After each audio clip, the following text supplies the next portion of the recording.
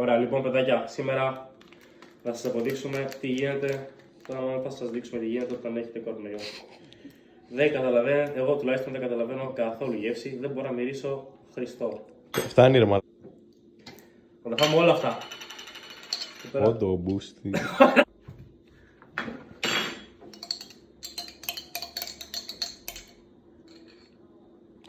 Ρε μαλάκα.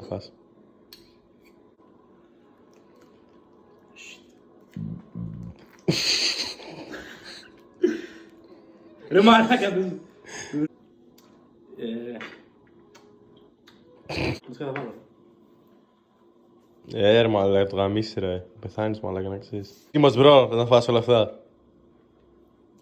Αν Μπράβο, καλά τα πες. πιστεύω ότι είναι το πιο... Ω μαλάκα, γάμισα το έχω. Αποκλείεται, αποκλείεται. Μαλάκα, δεν νιώσεις τίποτα. Τι κάνει ρε μαλάκα. Μαλάκα, εντάξει, λολ.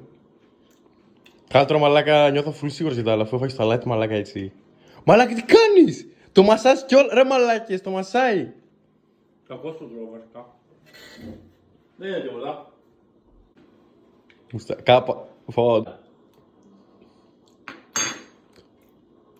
Τίποτα ρε. Τι, όντως. Μην Καλά. το Μαλάκα. Μαγιονέζα. Μαγιονέζα. πω. Ω! Τίποτα ρε. Τι λες ρε μαλάκα. Τίποτα, να το ξέρω και Δεν μάλλον. τώρα σαν τρως τι παγωτό, ξέρω εγώ φάση. Βανίλια, δεν είναι και άσπρο. Για να δω.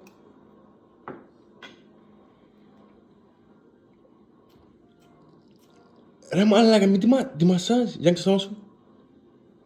Δεν φάνηκε καλά, ξαναξέσεις το λίγο. Κάνει τη γλώσσα αυτό που κάνεις.